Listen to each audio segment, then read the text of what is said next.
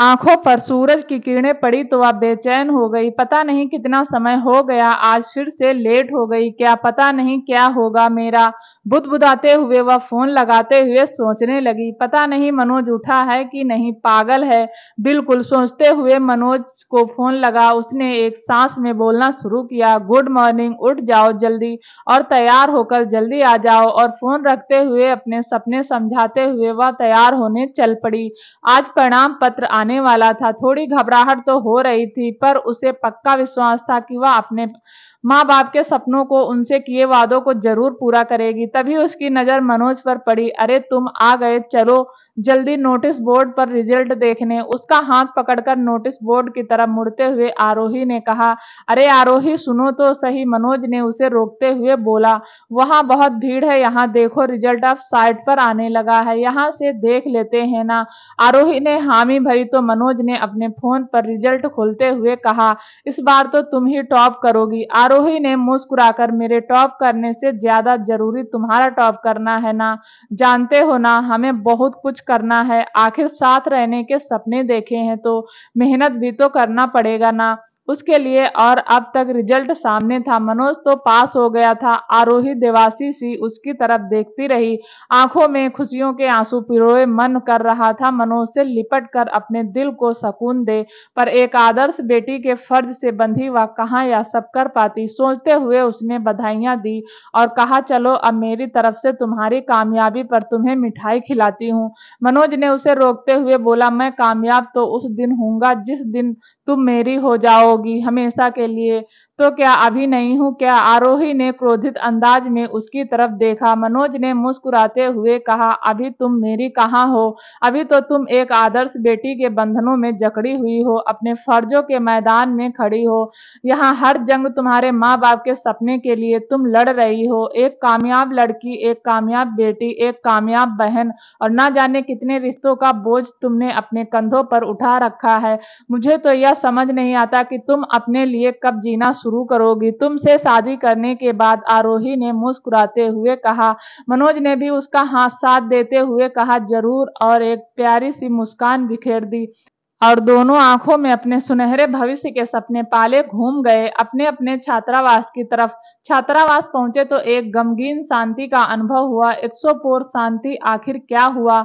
सब कहाँ है? कोई दिख भी नहीं रहा है। कुछ अन्य की भनक लग रही थी। तभी उसके सामने पुलिस की एक जीप आकर रुकी और एक अफसर ने उससे पूछा, 2 नंबर छात्रावास किधर है? उसने उंगली दिखाते हुए इशारा किया और सवालिया आंखों से उनसे पूछा कि क्या हुआ है सर? अफसर ने भी दुखी स्वर में जवाब दिया, एक बच्ची ने आत्महत्या कर ली है। लेकिन क्यों? सहसा उसके होंठ कपकपाते हुए पूछने लगे। आंखों से अश्रु की अविरल धारा फूट पड़ी।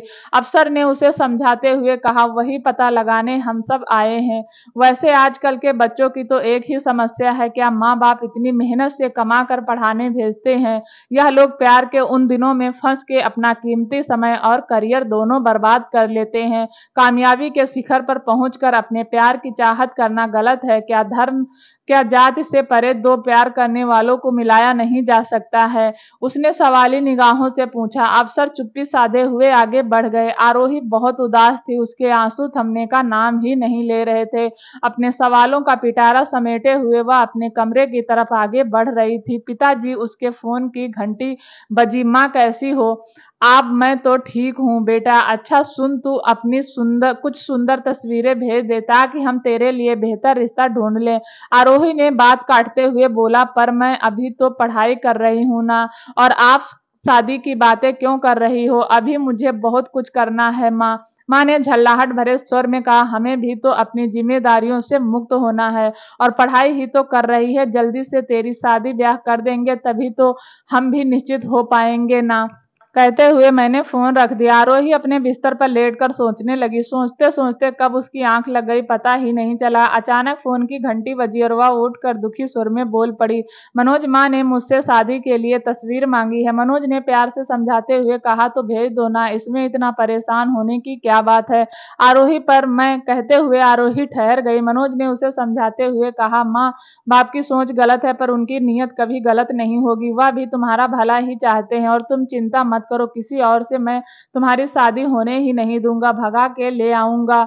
अरे पगली, दिलवाले दुल्हनिया ले जाएंगे। मनोज ने उसे खेलते हुए अपनी बात खत्म की। आरोही ने कहा चलो अब पढ़ाई करनी है। मनोज ने भी उसका समर्थन करते हुए कहा हाँ आरोही, मैं पूरी कोशिश करूंगा कि मैं हमारे बीच की इस जात की दीवार को अपनी विद्वता से गिरा दूं, ताकि भविष्य में एक उदाहरण बन सकूं। दोनों ने अपनी पढ़ाई खत्म की। मनोज भी थककर सोने चला गया और आरोही की आंखों से तो नींद गायब हो चुकी थी। उसके सवालों का जवाब उसे चाहिए था। आखिर क्यों उस लड़की ने आत्महत्या जैसे कदम उठाया?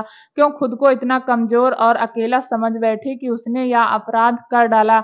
उसके माँ बाप पर क्या बीत रही होगी? सोचते हुए उसने यह फैसला किया कि वह सुबह उसके माँ बाप से मिलेगी। सुबह उठते ही आरोही सीधा उसके माँ पापा के पास गई तो अपनी जवान बेटी को खोने के गम में बिल्कुल स्तब्ध थे।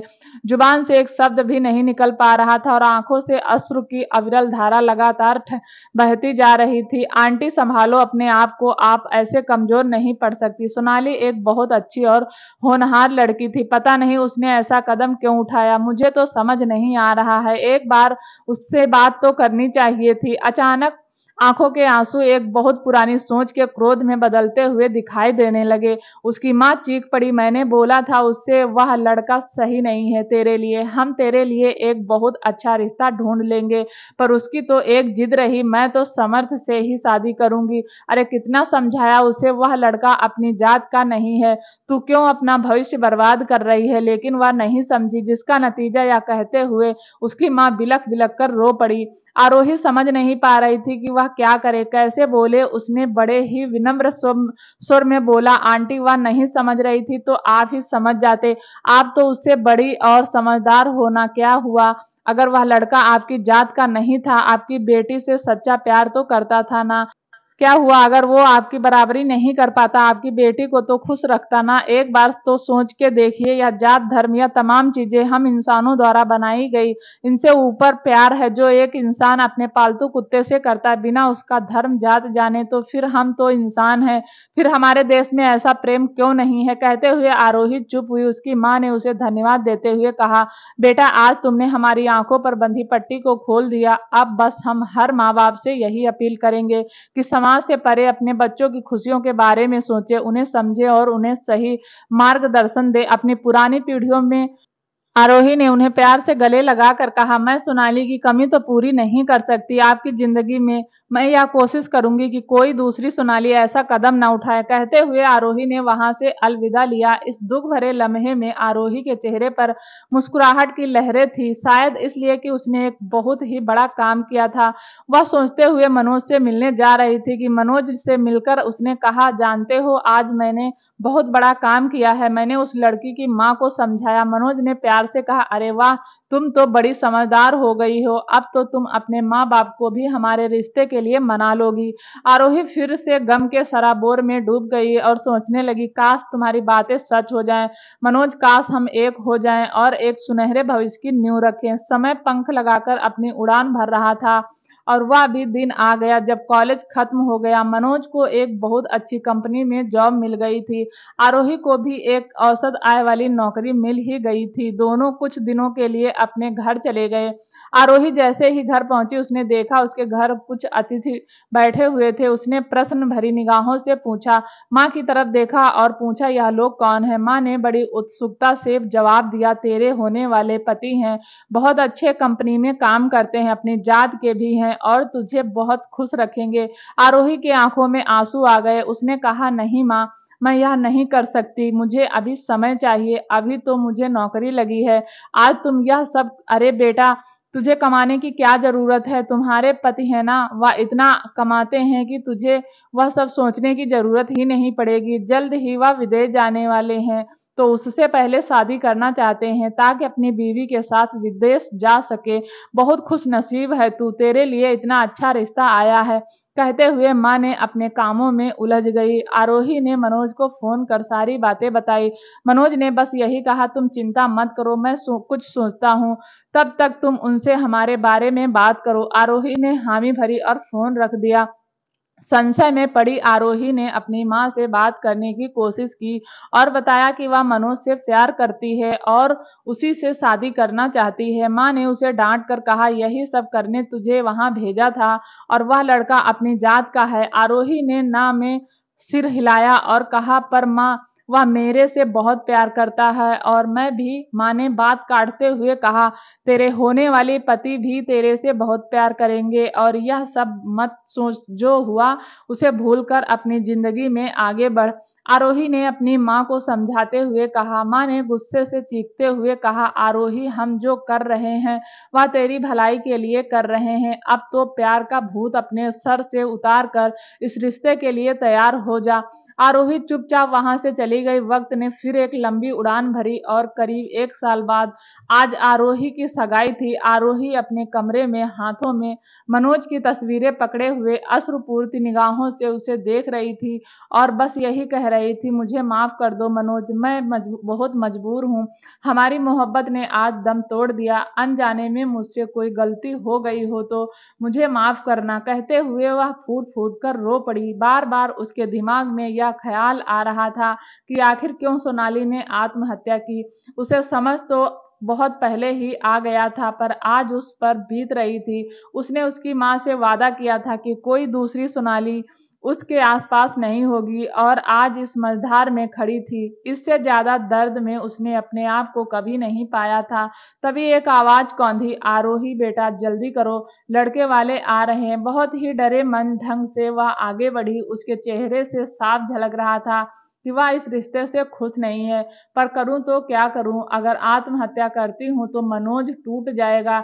घर परिवार समाज में माँ बाप के उनके परवरिश पर लांछन लगाए जाएंगे और वह ऐसा बिल्कुल नहीं चाहती थी। यह तमाम बातें सोचते हुए आरोही आगे कदम तो बढ़ा रही थी, पर वो आज भी वही मनोज के साथ बहुत पीछे खड़ी थी, अपनी आंखों में उसके दुल्हन बनने के सपने संजोए। अचानक एक लंबी सी गाड़ी उसके दरवाजे पर आकर रुकी। मनोज और सोनाली की मम्मी उसके दरवाजे पर खड़ी थी। आरोही कुछ समझ नहीं पाई कि यह सब क्या हो रहा है। कहीं मनोज उसे भगाने तो नहीं आया? पर आंटी यहाँ कैसे? इन तमाम सवालों के उधेड़-बुन में वह जाकर उनके पैर छुए। सोनाली की मम्मी ने बोला, बेटा तुम्हारे मम्मी पापा कहाँ हैं? आरोही ने इशारा करते हुए उंगली दिखा दी। उसने मनोज से पूछा, मनोज यह सब क्या हो रहा है? प्लीज मुझे ले चलो ना, मुझे नहीं करनी शादी, मैं सिर्फ तुम्हारी हूं ना। मनोज ने बहुत ही प्यार से उसे बोला, आरोही तुम चिंता मत करो, आरोही सिर्फ मनोज की है, तुम बस थोड़ा इंतजार करो। तभी सोनाली की मम्मी ने आरोही की मम्मी को बोला, बहन जी मैं सोनाली की मम्मी हूँ। जी, आरोही ने बताया था सोनाली के बारे में। उसने किसी लड़के की वजह से आत्महत्या कर ली, जानकर बहुत दुख हुआ। अब आप ठीक है ना? आरोही की मम्मी ने सांत्वना देते हुए उन्हें कहा, हाँ बहन जी मैं तो ठीक हूँ, पर आप लोग वही गलती कर रहे हो जो मैंने की थी और जिसकी वजह से मैंने अपनी इकलौती बेटी को खो दिया था। मतलब मैं कुछ समझी नहीं। आरोही की मम्मी ने चौंक कर पूछा, बहन जी मैंने अपनी बेटी हमेशा के लिए खो दी है। क्या आप अपनी बेटी की खुशियों को हमेशा के लिए खोना चाहते हैं? क्या आपकी बेटी समाज से ज्यादा मायने रखती है? समय के साथ सब कुछ बदल गया है, लेकिन हम लोगों ने अपनी सोच नहीं बदली। जब हम बच्चों को जन्म देते हैं तो पूरी उम्र उनकी सलामती की दुआ करते हैं और एक समय खुद उनकी खुशियों के दुश्मन बन जाते हैं। हमें यह समझना पड़ेगा कि प्यार जाति रंग धर्म रूप से परे है। हमें बच्चे की खुशी देखनी चाहिए और अगर लड़का गलत होता तो मैं खुद आपको यह सब नहीं कहती। बहन जी मनोज बहुत अच्छा है, वो बहुत प्यार करता है आपकी बेटी से, अपने दिल में प्यार का समंदर समेटे है। दोनों ने हमेशा एक दूसरे का साथ दिया, एक दूसरे से निश्चल और पाक प्रेम किया। इनको दूर करके हम लोग बहुत बड़ा अनर्थ कर देंगे। अपनी आंखों से समाज और लोगों की पट्टी उतार कर देखिए, यह पाप मत करिए। आपकी बेटी आपके खातिर इससे तो शादी कर लेगी, लेकिन वह कभी खुश नहीं रह पाएगी, तो अंदर ही अंदर वह घुटती रहेगी और भगवान ना करे उसने सोनाली जैसा कदम उठा लिया तो। कहते हुए सोनाली की मां के आंखों से आंसुओं की अविरल धारा फूट पड़ी। आरोही की मां समझ रही थी या नहीं पता नहीं, पर वह भी एकदम चुपचाप खड़ी रही। इस चुप्पी भरे माहौल को तोड़ते हुए मनोज ने आरोही की मां और पापा से कहा, मैं अपनी ज़िंदगी आपकी खुशियों के लिए आपके सामने गिरवी रखता हूँ। आपकी बेटी को बहुत खुश रखूँगा, बहुत प्यार करूँगा। हम चाहते तो भाग सकते थे, लेकिन हमने ऐसा नहीं किया क्योंकि हमारे लिए आपका आशीर्वाद मायने रखता है। हम आपको तकलीफ़ देकर एक सुखद भविष्य की नींव नहीं रख सकते थे, लेकिन फिर भी आप लोग को अगर ऐसा लगता है मैं आरोही के लिए सही नहीं हूँ, तो मैं यहाँ से चला जाऊँगा। मैं बस यही चाहता हूँ कि आरोही उम्र भर खुश रहे। सभी कौतूहल भरी नजरों से आरोही के मम्मी पापा को देख रहे थे। तभी एक आवाज ने सबका ध्यान अपनी ओर खींचा, तो देर किस बात की है? यहाँ आओ और आरोही को अपना बना लो बेटा। शायद इससे काबिल लड़का आरोही को मिल ही नहीं सकता। यह आवाज आरोही के पापा की थी। माँ ने भी हामी भरते हुए इस पाक रिश्ते को मंजूरी दे दी और दोनों को गले से लगा लिया और सोनाली की माँ का धन्यवाद करते हुए आरोही से बोली, चल अब जल्दी से मनोज को अंगूठी पहनाकर अपना बना ले। इस तरह दो प्यार करने वाले सदा के लिए एक दूसरे के हो गए और एक सुखद भविष्य के निर्माण में जुट गए। शादी के बाद आरोही ने समाज के कल्याण के लिए, उनकी रूढ़िवादी सोच को बदलने के लिए अनगिनत पुस्तकें लिख डाली। अब आरोही एक सफल लेखक बन चुकी थी और मनोज भी एक मल्टीनेशनल कंपनी का बॉस बन चुका था। दोनों ने अपने प्यार को सफल कर दुनिया के सामने एक मिसाल कायम कर दी थी। उम्मीद करती हूँ कि कहानी पसंद आई होगी। अगर अच्छी लगी हो तो प्लीज चैनल को लाइक और सब्सक्राइब जरूर करें। कहानी सुनने के लिए आपका बहुत बहुत धन्यवाद।